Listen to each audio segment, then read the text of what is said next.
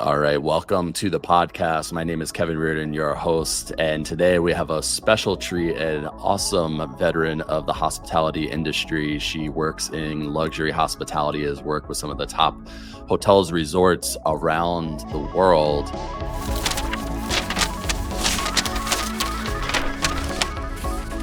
Today we have the pleasure of having on Kylie Ray of Sunshine. Kylie, how you doing? I am blessed. How are you, Kevin? I'm doing great. Thanks for coming on today. Thank you so much for having me. Absolutely.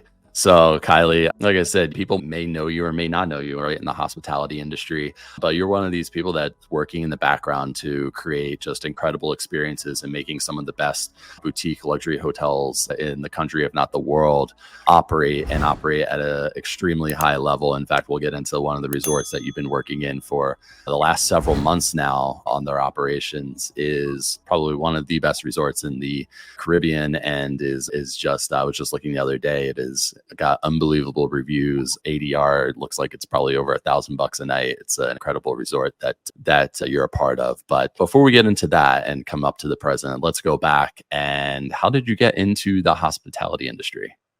It's a really fun story. So, being originally from Lancaster County, Pennsylvania, I grew up with country roots of family and Southern hospitality. Even though I'm from the Northeast, it's the southeastern side of Pennsylvania.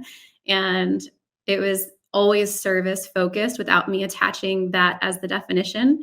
I thought growing up that I would go to pastry school and not go to a traditional 4-year sales school when everyone said, your personality, you should be in sales. And I said, some form of sales, everything is sales. I don't want to go the traditional route. And I ended up going pastry school, which was the introduction to my hospitality official formal training.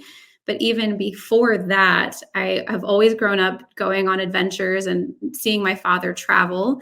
He comes from the medical industry. My mother came from the medical industry. Most of my family came from the medical industry, but I say I get a paper cut and freak out. So similar to hospitals and medical and almost any industry I've found over the past 2 decades of doing this is service is everywhere. And hospitality was my specialty of my sport. And early teenage years, my father used to stay at the Ritz-Carlton in Philadelphia, which is such a beautiful property. I know we have Philadelphia ties. And that hotel is very special to me personally in my journey, because I used to think it was just a nice hotel that he would stay in when he was on business. And being from Lancaster, I'm less than an hour away from Center City. So I always said, I want to stay at this fancy hotel. What's so special? And he would talk about the people. It wasn't just a place to lay your head.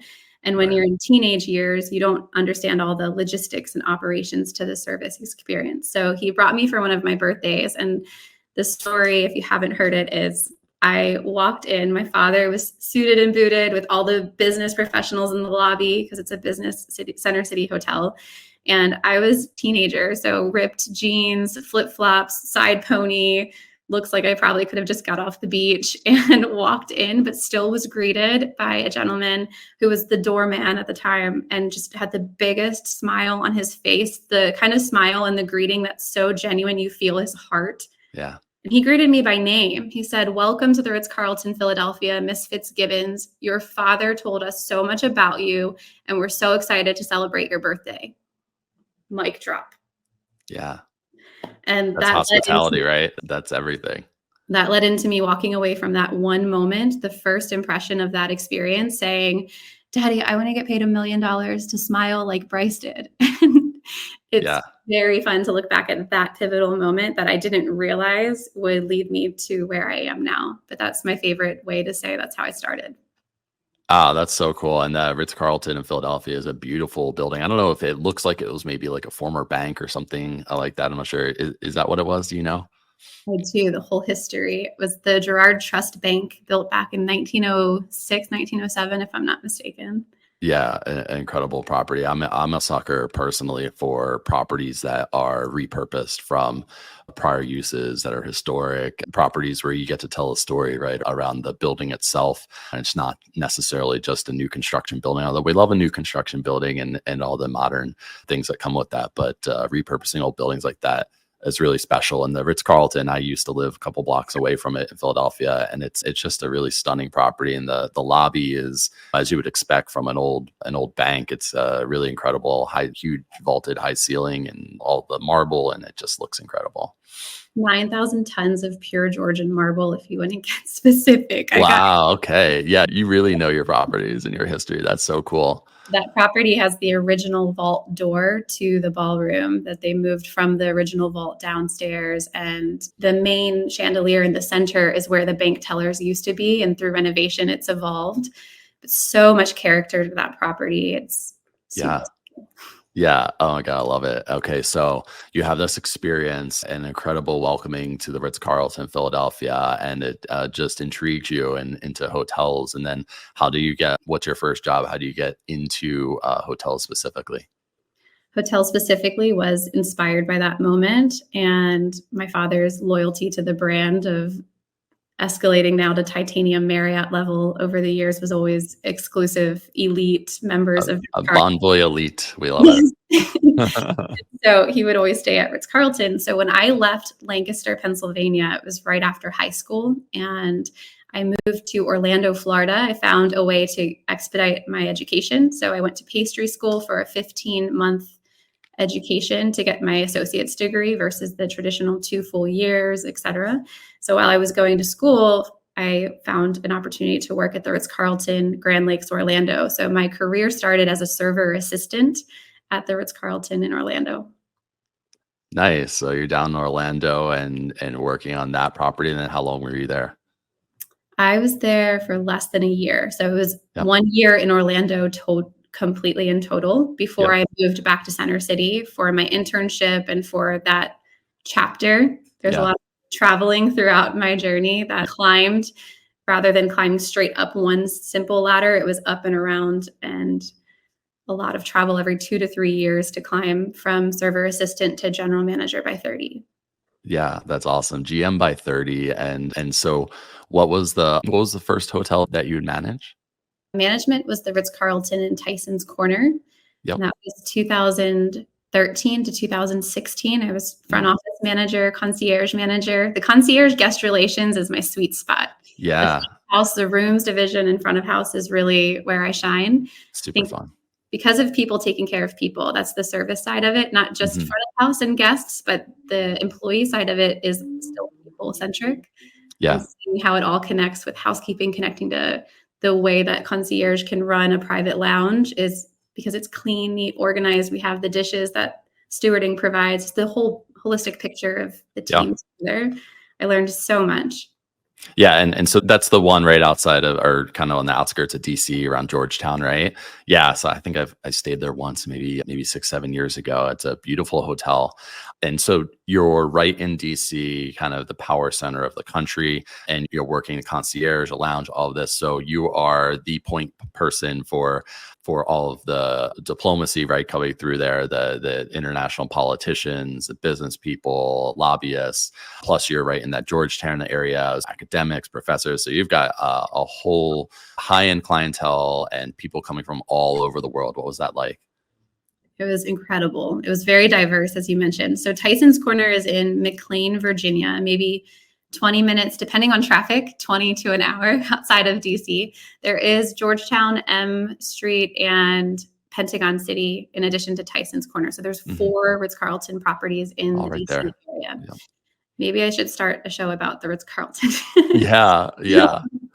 So the Tyson's Corner property was strategically positioning play for my growth of my career to be entry-level manager. But in Mhm. addition to the diverse guest portfolio, it was also very diverse for the employees. And it was the backyard of Bethesda, Maryland, where headquarters was. And that was before the big Marriott merge. And so being able to be that close to Hervé Umler and the executive C-level suites that would come, the executives would always come and frequent for breakfast. You need to know who's the who of not only visiting DC, but of the respected leaders of the industry and of the brand. That's so smart because you were super intentional about, you didn't just go work and give your everything to just any hotel you went to. One that's in a super interesting area for one, but two, you were very intentional about what you just said, right? Around the people that you were in proximity to, the basically the leadership of Marriott. And so that's so smart. And I didn't know that. And I think people could, that's a huge takeaway from this is the way that you've been intentional about how you've gone about developing yourself and your career and putting yourself into proximity. I talk about that all the time. It's so powerful to have yourself in proximity to the people that you just want to absorb their energy, their knowledge, become part of their networks. And I think a lot of people some people don't take the action that's required to put themselves in that proximity, but you've been the opposite, right? You've always been willing to move around the country, every couple of weeks, every couple of months, whatever it requires to put yourself in the right proximity and near the right people. And so that's just such a great takeaway that you drop that right there. Thank you. I think after looking back on your own story, you're your own toughest advocate sometimes, but it's interesting to look at the moves that I've made going back before that in between phase of the Ritz-Carlton Philadelphia. So I was Orlando, Grand Lakes for about 6 months as I finished school, went to Philadelphia for about 3 years. After that, I went to be a supervisor of the front office in the Ritz-Carlton St. Thomas in US Virgin Islands. That was my first island resort experience. And that Yeah. was a step up, but step back. And Yeah. that's an important lesson too. I was talking to another mentee earlier this week about their next stages. And so many people attach dollars and cents to the value of their next role. And something that sometimes is intentional is saying, name another chance when you can go be a young leader becoming a supervisor in a beautiful tropical island. It was city living prices of your salary versus an island salary. It was significantly different, probably $3 to $4 an hour less to have more responsibility in different context. But the quality of life, the experience, the people that you meet, the property itself is so different than all the dynamics of the other properties. That was an important stepping stone to not go front desk agent to manager of Tyson's Corner. It's important to share that piece of hmm stepping up to over supervisor to entry level manager. Yeah. And just the difference in property, a urban business heavy travel, right, in Tyson's Corner, but then going out to the Virgin Islands and being a part of a resort and a lot more leisure and things like that. What are the differences that you've encountered in operating in a resort versus in an urban center? I think a lot of it is human behavior is always in existence in people taking care of people service industry. But when you're in a city hotel, it will be Monday through Friday or Sunday through Thursday as the business traveler. The average length of stay, 1.2 nights. And so it's in and out, 200 check-ins, 250 checkouts, and just trying to make that personalized rather than transactional is always the name of the game in my service with Yeah. a smile approach, because you can still personalize that someone prefers Diet Coke over Coca-Cola or whatever that little detail might be, tea over coffee or something. You can still personalize those quick interactions, but it's a lot more difficult because you don't have that extra island time and time to develop relationships for a longer amount of time. In the Caribbean, average length of stay, 4 to 5 nights, and sometimes longer. And the other piece of it is the property itself is looking at one tall city high-rise building of 30 floors versus 6 separate standalone buildings for the club level guest rooms to to standard deluxe guest rooms Yeah. to the actual lobby facility being in its own standalone building is stunning with the ocean view. That's also an Mhm. important thing to highlight. Yeah. Yeah, that's super cool. So you got my mind turning there. You're talking about Diet Coke versus Coke. You're a master of this. Give us some secrets. What's some secrets that you have in terms of taking care of a guest and making that personalization in that moment? Even if you have 200 check-ins and check-outs that day, what's the secret sauce on how you do that?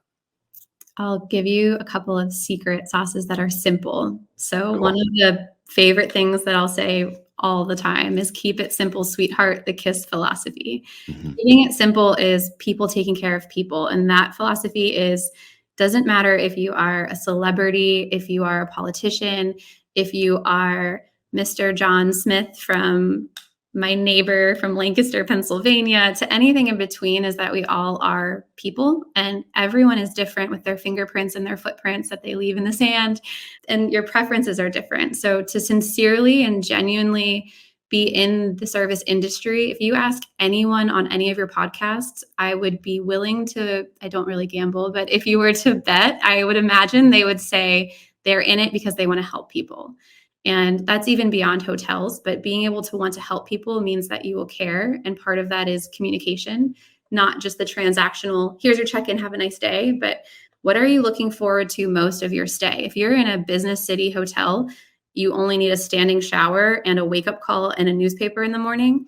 In a property of a resort, that same individual might be traveling with their family and their children and their pets and require a whole different level of personalized service.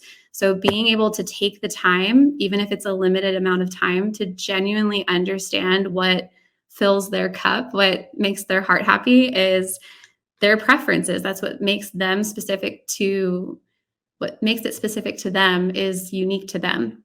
And then taking action is what you said earlier. And being able to take action on what you've learned is the Yeah. fun part of it. Being able to Hmm. bring that to life to create an experience is more than check in, here's your room key. It is you're creating an experience of a memory, whether it's a once in a lifetime vacation or, oh, I get to travel again to go for work. And I just dealt with flight delays and snowstorms and taxi drivers and all of the pieces above it, is seeing it holistically and understanding the impact that you can make is as simple as a smile or bringing those personalized preferences to life. Yeah, that's so good. Just what you said. In when someone comes in, especially leisure, it could be anywhere. They're coming off a flight or a long car drive. They have kids. They have a dog. They have significant other, whatever. And they're tired. They're in a little bit of a stressful state. And some of the things that we talk about with our staff and our hotels is how can we within 60 seconds transform someone's state from a state of stress to a state of comfort and relaxation, and how do you transfer them just like that. For us, it's we think about all the different senses and ways that we can hit them. So one, we're texting them before they arrive so that they know if they have any issues, they have direct contact with us. Two, when they show up, immediately when they get onto the property, they're greeted by sound. They're greeted by, and the right sound, a comforting sound. They're greeted by a scent, a relaxing scent that was unique to the property, that identifies the property and the location. It's authentic to the location that we're in. And then when they come onto the property, we're not there to just be transactional. Let me have your credit card. Let me have your ID, etc. We're there to really just immediately connect with them and start to understand them, and all of that within the first 60 seconds. How do you approach it? And what do you advise when you're at hotels or you're running a concierge? How do you approach that to do those, to make that transformation happen? I love it. The physical piece of it is not to be overlooked. So the cleanliness, the safety, the features of the scent and the sound makes it all the experience. Even as simple as going to the grocery store, I can tell you if you go to the store and they don't have music on, it feels strange. So those touch points are absolutely specific and important. And I call it an experience journey, and I break it down into 5 pieces. So if you can intentionally offer an elevated experience for, I love the 60 seconds as a takeaway, but if you can touch on at least 5 pieces of the experience, the easiest way to break it down is prior to arrival. As you mentioned, see if you can collect information prior to the guest arriving. The arrival experience is at the desk specifically. And as they're transitioning up the elevator, is there music in the elevator? Is there a accent wall in the elevator or a mirror? What makes it not just that traditional Weather Channel elevator music? Yeah, yeah. And then the in-house phase, there's so many touch points you can choose to heighten from their personal preferences. The departure piece of as simple as billing accuracy. Sometimes it is that transactional piece, but one Mhm. little billing inaccuracy can throw off the entire experience. And that ending is just as important as the beginning. The first impression, you can blow their socks off. And then one little error upon departure, even being human, is how you respond to Mm, them. Um, yeah. to make it right and make it memorable is really important. I love, love, love the enliven the senses piece. That's part of my classic Mm, training is enliven the senses. So focusing on all of those touch points. And then one big piece that I like to highlight is post departure. And a lot of companies that I've worked with, even outside of luxury hotel formal experiences, from construction to dentists to finances, all of these different industries can value from these 5 touch points of the experience. Defining the post departure experience. When you're departing the dentist and they give you a little index card of your appointment, your next appointment, and you say, okay, see you in 6 months. Where does that card go? It's not on my calendar, and you wrote it down. I didn't write it down. There's a whole other podcast we can go about this specific topic, but the fortune is in the follow-up and the delight is in the details as little catchphrases as a takeaway. So if you can focus on those touch points and making it personalized, making sure that the follow-up of maybe it's a survey, maybe it's a personalized email, a physical card. If you have a smaller boutique, that goes a long way, of a handwritten card to tie it all together. Can't wait to welcome you back. Game mm, over. I'll be back yeah. tomorrow. And then the other piece is as simple as name usage. We are all people with different names, and I appreciate the details of, is it Carly Fritz Simmons, or is it Kylie Ray Fitzgibbons? And if you can't pronounce some of these diverse last names, depending on what region you're in or where the guest is coming from, the simple action is to ask. Assertively, genuinely ask, because if you're trying to anticipate too much, you're almost borderline assuming.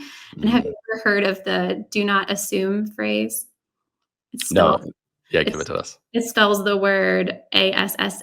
It makes an AS out of you and me. So do not assume. Mm, yeah, I love that. And That's so good. Yeah, the amount of times that I've been called the wrong name, or two of us are traveling, they're just assuming whatever they're assuming. Yeah, exactly. Exactly. Yeah, assumptions are made instead of, I almost appreciate just them being candid and saying, "Hey, what can we call you?" Or we like to whatever the think. conversation is. Yeah. Mhm. Yeah. So that's so great. So you break it down into 5 pieces for the guests for the hotel. And one of the things I really take away from that, and I want to walk through those real quick again just to recap those, but the first 3 out of the 5, so almost 2/3 of the guest experience, where you really focus on touch points of those 5, is literally the first 10, 15 minutes that they're on the property. So it's first impressions, like our tried and true first impressions are what really count. But that there's a couple critical touch points towards the end where you don't want to screw it up, and you don't want to put someone, after they've had a great time, just put them back into a negative state or into a state of stress or confrontation or conflict. And so that's so great. So the first one was pre-arrival, everything as they're getting to the desk. The second one was when they're at the desk, checking in, the check-in experience. The third was, which is really good, I love, which is from the desk to the room. What are they experiencing from the desk to the room? Because that's going to be their first, even if that's like a 2-minute process, it's what are they seeing? I've done it when I go to other hotels. You obviously do the same thing. I'm looking around. Does this place look like it's well kept? Are the employees smiling at me? What the other guests look like? They're happy? Are they all angry?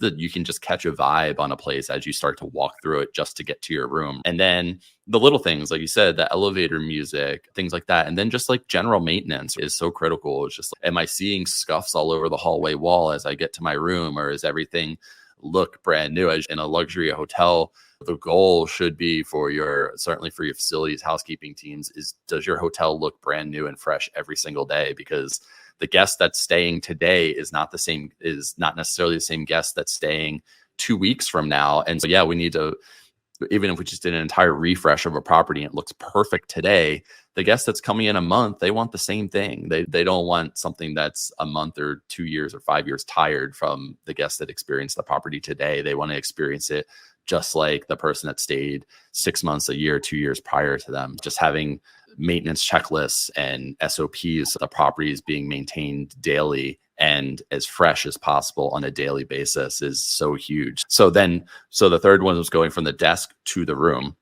The fourth one was the billing experience, right, at the end, the Everyone's leaving departure, eventually. yeah, and which maybe just gets taken for granted, and I that is such a good one because I see there's so many things that could go wrong there, and that is the last impression that someone's going to have of the hotel before they leave. And it's so silly, but I see so many hotels make this mistake of, and this is I'm guessing this is why you put it as one of your critical 5 touch points, is if there's something that was charged on the bill that shouldn't have been there, what are you doing? You're opening it up on your phone or the paper that was slid under your door, and you're going to the person that you're with, or just looking at yourself, and you're like, man, I didn't buy that. And then you're like cursing in your head, I'm not paying for that. Now I gotta go. I gotta find the manager, and I gotta have this whole thing to get this taken off the bill. And so ensuring that doesn't happen, or having a process to make it super simple to rectify those things, so that, because I get people, I'm sure you've seen it, if something gets messed up on a bill, like some people will spend an hour just like working themselves up to come have a confrontation about it, when it's, oh, sir, we can resolve that in 30 seconds. It's not a big deal. Don't worry about it. But how do you avoid that, or how do you resolve for that super quickly, and don't create that extra state of stress at the end of the stay after your team has already done a great job of delivering? I think that's so great. And now technology is a huge thing. That's what we use, is putting in a technology where the guests can, in real time, they can see what's on their bill. They can communicate to our desk. They can pay their bill on their phone. It's very easy, and there's a ton of transparency all the way through the stay, where they can see what's going on, and things can be taken care of in real time. We generally have our bills settled with our guests a day in advance.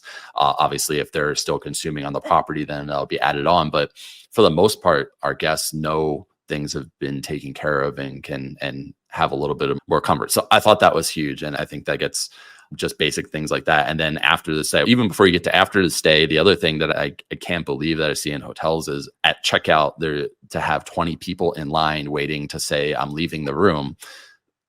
Take care of that, like with the technology we have now, that can be taken care of in advance. It can be taken care of on their phone. Why are we having people wait in a line to leave the property? That makes no sense to me, and it's something that I just can't stand to see. And as a traveler, I hate. And then after, personalizing it is so good too.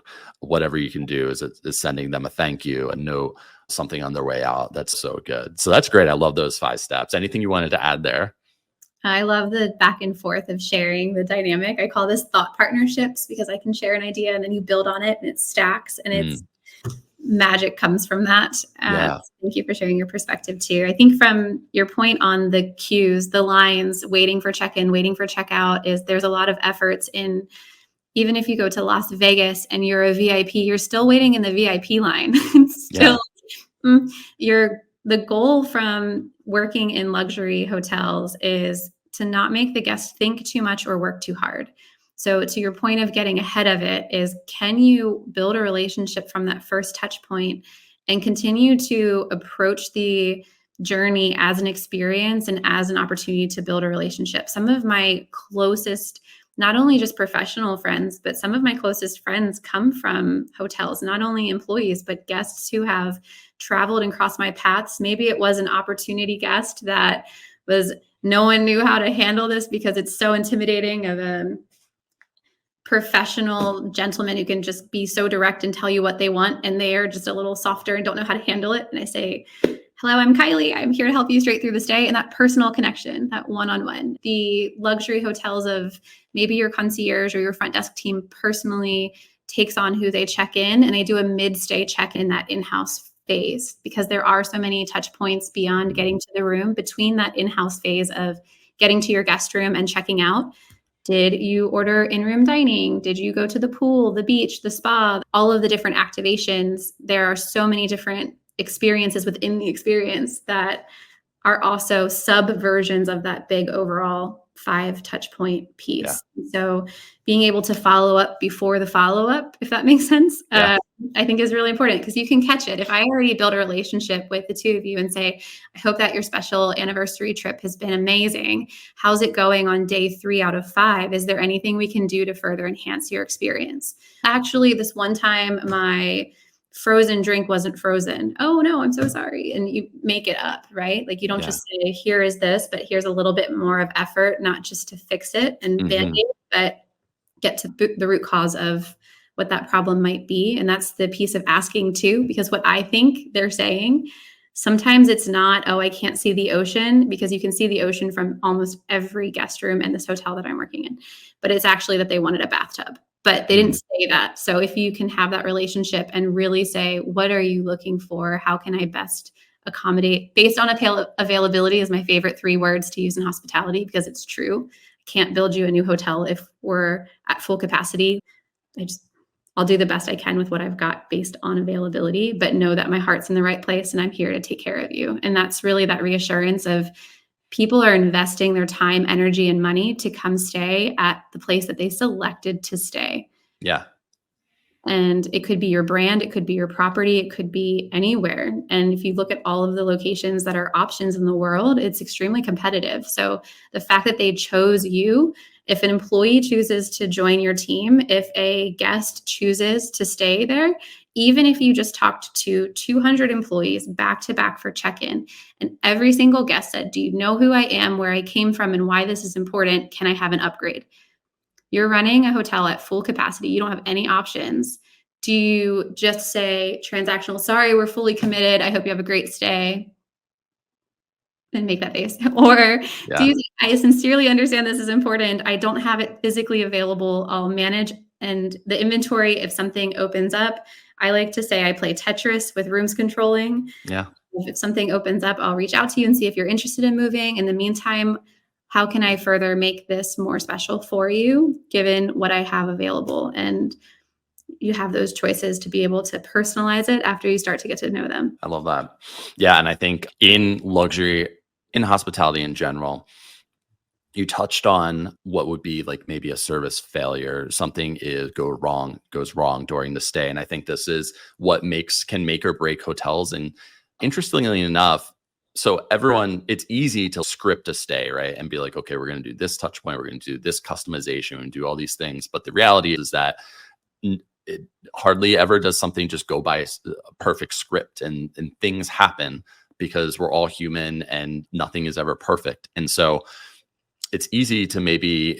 Okay. Step one is like you script this whole stay and you have this whole experience and custom touch points and all these things. But the essence of really superior hotels and guest service is when something goes wrong, how do we recover from that? And that is actually where I've found that you can create the longest lasting impression in guests is when something isn't scripted, but your team knows how to respond and take care of that and go above and beyond and do it quickly and be empowered to do it. That's where I see a lot of hotels get tripped up and the experience. Someone asks for something, right? And you were spot on. You said when someone asks for something, sometimes like that objection that they're giving you is not the true objection that's like in their mind. That it's just something surface level to start a conversation, but they actually have something else in the background that they're thinking about that they're not fully satisfied with. And so it might be, oh, I don't like this drink, but actually they don't like their room. Like it's crazy, but as humans, we sometimes don't want to have conflict. We don't want to bring things up. We don't want to create trouble. Um, Now, it's not to say there's certainly guests that will be very direct with you, but for the most part, you might have to pull things out of people. And that's when we can have those like really genuine interactions and you really care about people and that shows. And then you can then really figure out what you need to do to take the experience to the next level for someone. But that recovery of when you find that what this thing is, and then you not only address it, but the team goes above and beyond to make sure it's more than taken care of. And it's not necessarily see a lot of hotels, if they're not well trained and don't have the mindset, they're not in the right mindset on their staff, then they might default to, a lot of people will just default to oh, we're going to give you a $50 back. We're going to give you $100 back. And the thing is that money is not necessarily how these things are supposed to be solved. The guest, if they wanted a bathtub, the $100, yeah, it's something, but it's not the same as, hey, let me see if we can rearrange something. I'm working on this right now. I'm going to get back to you in a half hour, but we might have this other suite. We might be able to do whatever it is. And you're able to completely transform that experience, but it's not by just defaulting to money off and the transactional things, but hey, I really thought about this for you, and here's what I was able to figure out for you so that you're happy. That is like that is like one of the secrets, I think, in hospitality. And so when you work with your teams and yourself, how do you train to take control of those situations and be empowered to solve them and find what the root of what the guest wants and go above and beyond for them? I have an entire Service with a Smile training academy that I've been working on the past 10 years. It Yeah. can give you all the tricks. And I think it's a really big point. A large percentage of service is service recovery, and knowing that even being people, taking care of people, we're human, things do go wrong, but can you make it right? And doing the right thing. A mentor used to say, what's right? What's not only right for the customer that's right in front of you or the guest, what's right for the employee, what's right for the business. And it's the all win scenario. What's right, and what's right for you might be what's different than what's right for me. And then how do we find that solution in the middle? So to answer your question, I think that there's a lot of different ways to work around it. From training the team, I always say it starts with you. Service with a Smile starts with you choosing to show up with a smile, with you choosing to appreciate the opportunity to solve this. If you go into it with a perspective of another guest complaining, I told you the number of guest feedbacks that I receive on a daily basis, and employee and vendor, and it happens. And so if you accept it as there are going to be things will go wrong in any relationship, even in a personal relationship, right? It's the same concept. And if you can have the open communication and be willing to have that frame of mind of solution focused is the key. And what that solution focused might mean is that you're resourceful to call for help if you need it. So you might be empowered and be comfortable to own it. But some of it is, if you have a billionaire who comes to stay with you and travels to all of the most elite places in the world, can fly on this click of his fingers to anywhere he and she wants to go. They have all of the points systems in the world from being elite everything. It's not, to your point, it's not only paying them to stay, or sometimes the gesture of dollars and cents help, because depending on who you're working with and what's their priority of their preferences, it can be free breakfast, and that just gesture alone, even if they only eat a croissant, is, wow, that was really nice. But what do you do when something goes wrong or not up to expectations? Housekeeping was really busy and didn't provide daytime service before their normal standard time of 4:30 p.m. You have all day to do it, but that guest was out of their room until 3 p.m. This person's getting ready for a wedding, and now the housekeeper's in the room. That's annoying. And you're only here for one night. How do you recover from that? And you can try to offer points and you can try to offer money, but when that's not, it doesn't matter to them, it's pocket change. Then it's that service, it's that personal, let me personally come to the room, not just make a phone call and say, I'm the manager on duty. What if I say, yes, I'm the manager on duty, but I'm the director of happiness and your happiness is priority to me. And I understand that we faulted. Do you mind if I come personally deliver extra towels to you? I can call the houseman to run the delivery, but to see that I'm physically so sorry, I'm a human, I'm who you spoke to, deliver it. And then I'm also that same person who follows up on the back end when you're checking out at the front desk, that you don't have a line, that I personally walk you to your private driver and say, if you need anything at all, here's my personal business card, all of the things. Like, it's that personalized service piece of, your time is valuable, and sometimes it's more valuable than your time, and energy is more valuable than the dollars and cents of $100 credit. Mm, yeah, that's so good. That's so good. So we've gotten into a lot of service talk and the things that you're really good at and in how you deliver exceptional service. I want to just go back or really jump forward to where you are now and how you got to where you are now. For the listeners, I know the story of it, but tell it for the listeners. Tell us where you are now, how you got there, and what you've been up to the last 9, 12 months. This past year, 2023, was so full of adventures and travel to train opportunities and hospitality consulting projects that were beyond what I could ever dream of.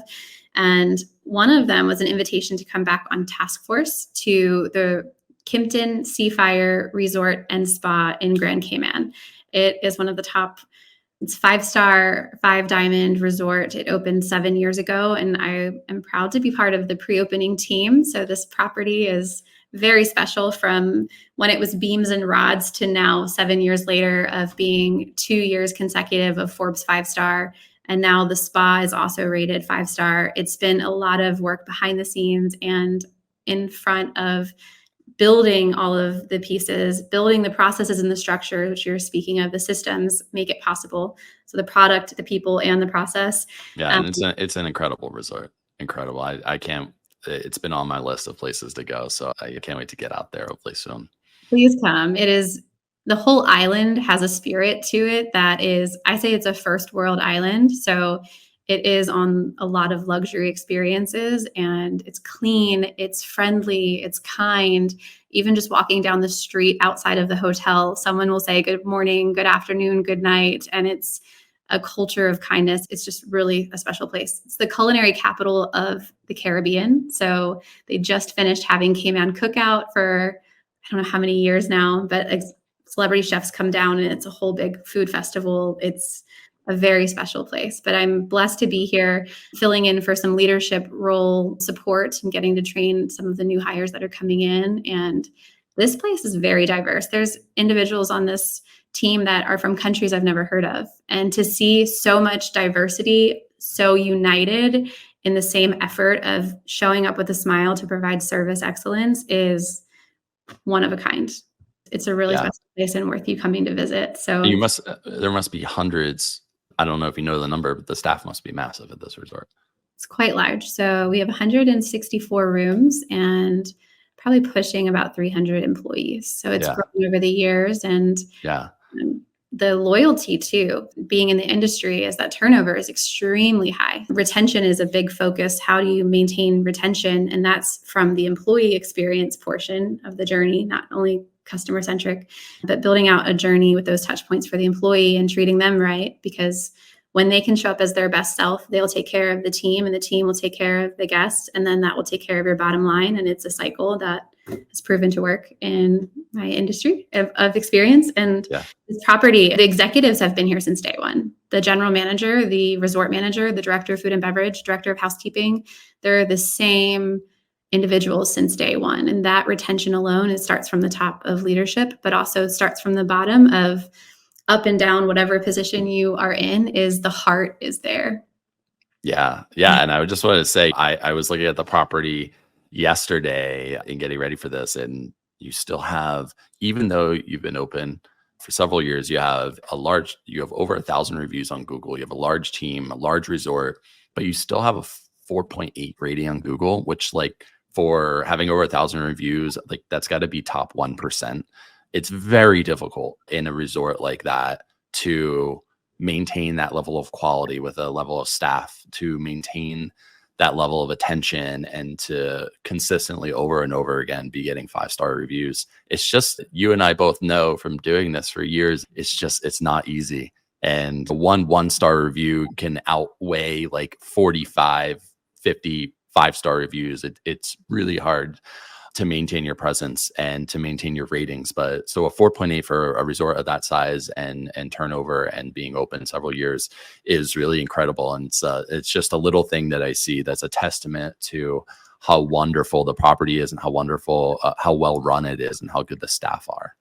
It's so impressive. I can't wait for you to try it yourself. And it's easier to experience when you're physically here. I could talk about it forever, but it's a very special place. So you've been filling in and to help keep this resort at the level of excellence that it's at. We all know the Kimpton hotels. For listeners who aren't familiar, Kimptons are like some of the OGs of boutique hospitality. They have really unique properties all across the country. And this is really a special resort that they opened. When did it open? Maybe last 10 years? 7 years ago. So this was the first. Seafire was the first outside of the US. So Yeah. Kimpton was a very big brand in the US, and it was a standalone independent boutique company that now is under the IHG umbrella. So now Right. the rewards and the benefits are scaling global. Now Kimpton properties are global, and it's just really impressive to see the continued growth. And it's incredible that it started with one man's vision. Bill Kimpton is the founder of Kimpton Hotels, and Yeah. he used to be architect focused and traveled to Europe and saw a similar concept in Europe and brought it to San Francisco and to the States, and to see the features of the experience of social hour. So Kimpton has a social hour every single day from 5 until 6 p.m., complimentary wine, and then we elevate it through the seasons for a guest. And when you share that with someone who's never stayed at a Kimpton, they're like, every day you have a coffee station for Yeah. free? Every Yeah. day you have what? And it's this touch point of, it's low cost, high impact is the phrase that I think pays. Yes, you can hand out money and you can hand out these luxury, an Hermes box would be beautiful to receive, or a Tiffany box, or all these beautiful luxury brands and names and gifts. But beyond that, beyond the tangible physical product, the service is what's priceless. And to provide a structure where you have these activations that are unique to the brand is a signature. It's a signature moment that any brand or any property can start to infuse and say, what are my guests most interested in, and how can we incorporate this? I know Ritz-Carlton back in the day, we used to have, some of the properties would have a manager meeting hour where you could come meet with the managers for a glass of wine, like once a month on a Friday. So it was a similar concept, but the activations are intentional and I think received really well. That's so cool. So, with a resort like this, what has been, as you stepped in to assist in the last 8, 9 months, what have been the biggest challenges that you've had to confront? Great question. I think there's always challenges, but I think that some of them are very unique from a guest reporting standpoint. That even on social media last night, I finished work probably 9:30 last night and came back and just said, "Whoa, oh man, some of this stuff is the end of the world or detrimental to the person who is reporting it." But then to be on the resolving side of it is an adventure. Some of it is, even now with AI and now with all the extra points and all of the pieces, is there are some scenarios you need to be mindful of still wanting to be of service and go above and beyond to help, but also be mindful of security. So there was a really large attempt to act as someone else who was a loyal rewards member, and someone pulled their profile and was trying to stay here and Mm. rebooked and canceled and was flagged as fraud and spoke to me as manager on duty like 4.5 hours of time back and forth saying, I'm sorry, you have to go through the process to correctly book the reservation, screaming on the phone saying the wife is going to divorce them. So you feel like, Mm. I don't want to be the reason for this. But then you find out that it was actually not the real guest. The other guest was in Baltimore, and Yeah. what? So Yeah. you have Yeah. to be able to have, You have to know when to stand your ground and know that there's a reason for some of the procedures. There's some things just cannot be, some things you cannot just say, "Oh, I'm just not going to do it this time." and so I think a lot of it is, yes, guest feedback challenge of, I look at it as opportunity. So I say that a lot because it gives you the opportunity to poke holes in your processes. Mm. Is it a team training issue? Is it a product that needs to be renovated? Is it just overall room for improvement? Have we been consistently delivering excellence? But even Tom Brady can win another quarterback, or not a quarterback, he has a quarterback, another Super Bowl or a Yeah. championship. Maybe it's more Mahomes than, I don't know, my football is a little limited, but you understand what I'm saying is, you win a few, you Yeah. can still win some more. You can win Absolutely. 5-star, you can win it again. And so maybe something you've been doing for so long has been consistent. So the challenging piece, I would say, is to challenge ourselves to be better Mm. leaders, to challenge ourselves to create better guest experiences. Even if you are one of the best, you can still move the needle a little bit more. Yeah, and that's what makes the best of the best operate at, to be the top 1%, operate at high levels, because you don't just get an education or get some experience and think, okay, that's good enough. You're constantly self-developing and want to get better and have that mindset and attitude of I'm going to self-develop every day and get better and better at my craft and then I'm going to train others in how to do that, and they're going to come along with me, and then have an incredible team behind you. But it starts with self leadership and self development, and then that translates into your team. And so that's so powerful. And what you just said, it's really critical, and something that a lot of people need to focus, and maybe need to start there in self-development. So with that, which segues perfectly into my last question for you, which is, if for someone that's getting into boutique hotels and hospitality and wants to have this incredible experience, maybe either they're going to work at their first boutique hotel, or they're buying one and making their own. We have a lot of people that are doing that now. What suggestion or what advice would you have for someone that's going into boutique hotels as an owner or GM? What overarching advice would you give them going into this space? Define where you are so you have a starting point for tracking your progress. And then defining where you would like to go, evolve into potentially. And when you're first stepping into it, you might not know the direction. If Mm, you're starting as a front desk agent, you might not know you really want to go into GM. Maybe you want to go into sales or all the other direction. If you're going into boutique, maybe you don't want select service, maybe you want full service. And defining where you are right now so that you can have that defined, and then you can stack to add onto it as your own personal report card. And just like coaches need coaches, leaders need leaders. So even when you are at the top of a GM or ownership role, who is in your corner as a mentor, as a leader, as a fresh voice of perspective for the days that you want to crumble? Because there are some days that you're climbing the mountain and you are just, there's not any fuel in your fire, and you're pouring from an empty cup, even though you try to do your yoga in the morning or whatever it might be. yeah. You can only have so many cups of coffee in 24 hours. And so I think leveraging your relationships and your resources, building connections with other owners, maybe following the Hotel Accelerator program to connect with others and get that advice and experience, will help you as you're building your career. So I would say that is a couple of key takeaways. Yeah, I think that's great. I think finding continuously develop, as we are just talking about, finding resources, whether it's coaching, mentors, courses, different programs, is so important. Kylie, give yourself a little shout out. Where can people find you if they want to connect with you further? Maybe they want to hire you to bring you into their operations and to help them create the magical hospitality that you've created all over this country for other hotels. Where can they find you? Thank you. I'm very active on Instagram at Kylie Ray of Sunshine. Ray is my middle name, so it's spelled RAE. And I am on LinkedIn as a professional network. I am revamping my website, so more to come on that. Our IT team is doing some really cool things behind the scenes, so I'm excited. So for starting points, Instagram and LinkedIn are my main connection points. Awesome. This has been truly a pleasure. I've certainly have learned a lot. There's some really interesting things here talking about service and how to create boutique experiences, how to be the top 1% in the hotel industry. This has been really enlightening for me. I hope all the listeners, I know all of them, are going to appreciate hearing this conversation. And there's so many takeaways. I have so many mental notes that I'm about to already go put into action and write down and add to some of our training. This has been an absolute pleasure. We're going into a weekend and you work in a Caribbean resort. So I know you're about to get super, super busy and probably have 100 check-ins happening this evening. So we really appreciate your time coming on and having this conversation with us.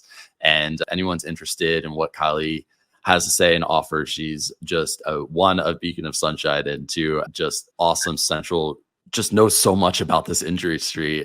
We could go, I think we could literally talk for hours, and in the things that you've done, experience that you're working on yourself. Really appreciate you, Kylie, and thanks for coming on. Thank you so much, Kevin.